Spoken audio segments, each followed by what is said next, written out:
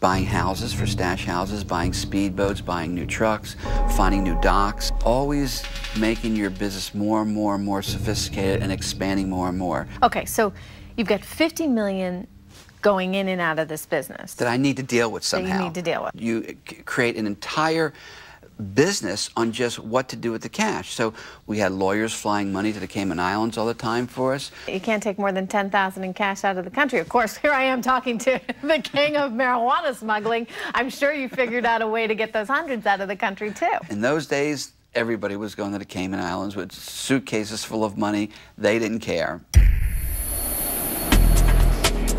Perlowan's West Coast operation would thrive for 4 years, but the beginning of the end came when FBI agent Ladding got a phone call. It was another agent in Mendocino County who'd been given a notebook found at a local Denny's. The agent said, "We've got this notebook, and it is full of information on marijuana smuggling." The notebook that Perlowan left behind at a Denny's restaurant became his undoing. It provided investigators with a breakdown of his entire organization.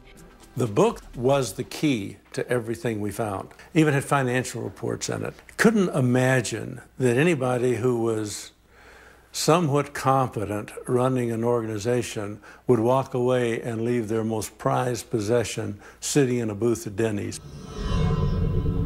The evidence helped send Perlowan to federal prison for 9 years, one of 50 convictions in the case. I'm really glad that I arrested him. I just wasn't happy he got out. Perlowan's smuggling routes have long since dried up.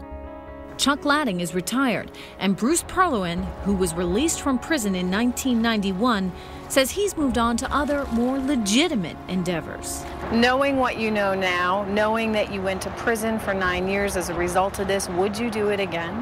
My gut reaction is yes. I would live my life exactly the way I lived it. It was a lot of fun.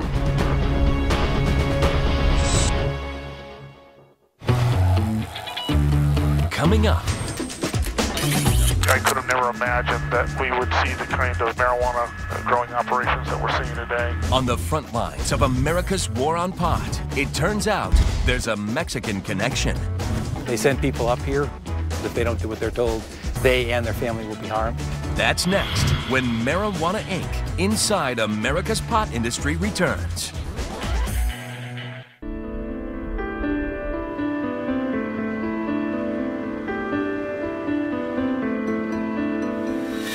If there is such a place as ground zero for marijuana production in the U.S., it might just be Garberville, California. This is definitely not normal America. This place is its own little entity. The lure of profits here has attracted people from all over, like Brian and Ella, who traveled all the way from South Carolina in hope of finding work during the fall pot harvest. There's always been a group of people that head to Humboldt County this time of year for work.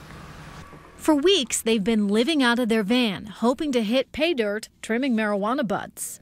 If you get lucky and find somebody who's got 2 months worth of trim work, one person could walk away easily with $15,000, $20,000 in 2 months. But right now, it looks like they've come a long way for nothing due to an extraordinary crackdown by law enforcement. There's just so many cops and federal agents and just so much hassle with it. Everybody's pretty much scared this year, it seems.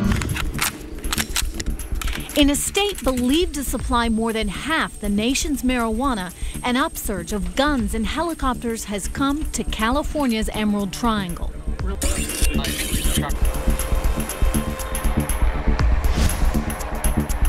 On this mission, Deputy Sheriff Butch Gupta is the man leading the charge against pot gardens and their growers.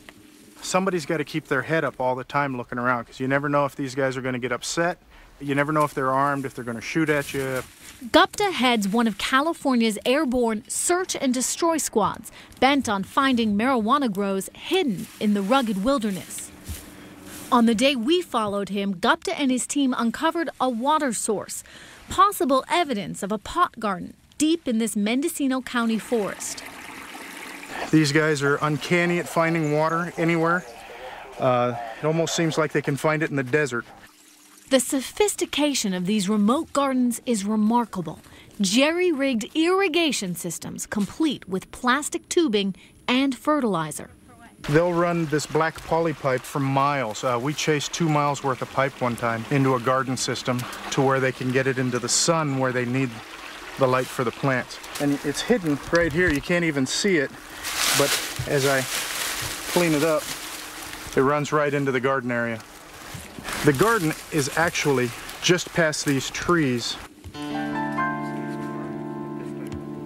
The growers even build makeshift living quarters so they can tend the plants for weeks at a time. They got little dugouts, but they've taken wood, sticks and stuff and made a little campsite platform for their bed. It's 85 degrees and there are no trails to guide Gupta and his men. Every day I worry. You never know what you're going to encounter out here. Last year we seized over 100 guns. Weeks earlier, a similar law enforcement team shot and killed one suspect at a grow site. And then right over in this area, they had a little cache of items. Can of menudo, some tortillas, and some Valencia hot sauce. Typically, this is indicative of Hispanic growers. At another grow, a small notebook, entirely in Spanish. But it looks like some of this has to do with fertilizer, things like that. The Hispanic growers will come in on these tracts of land that are not heavily used by the public. They're the only people that are willing to get out here, go the distance. They'll walk 4 or 5 miles to get to this place to set this up because they know nobody else is going to be here. It's part of what law enforcement has determined to be a Mexican connection, with growers traveling north of the border to stake a claim in America's increasingly profitable pot industry. We traveled to Central California's Sequoia National Forest, where we met up with the Bush administration's drug czar, John Walters. He told us about the rapidly growing link between massive pot gardens in this country and Mexico's infamous and violent drug cartels. The guys that do this are worst guys you can think of, cutting off heads and killing women and children without a qualm. These are the people who are the biggest threat to the governance of Mexico today. They are killing people at any level to keep control. This grow, he says, was established by just such a Mexican drug gang. He says some of the workers who tend these pot gardens were brought here after being kidnapped from their families in Mexico.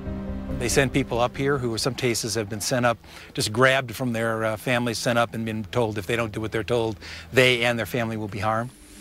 Even more startling, many of these so-called Mexican grows are within U.S. national parks and other public land, where an estimated 70% of outdoor pot is now grown. This is a place that is supposed to be preserved wild habitat, and it's being turned into a place that cultivates poison and pays for people who kill as a matter of doing business. Law enforcement authorities are overwhelmed. In 2008, they spent more than $10 billion battling the marijuana trade. Special Agent Dan Oldfield is a 20-year veteran of the DEA. From his front row seat, he's seen the explosive growth of a whole new industry.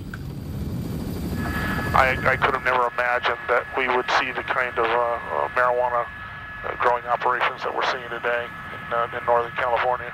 In the early 90s, we would typically spend an entire day to locate maybe a couple of small gardens. Today, it doesn't take us but a matter of minutes.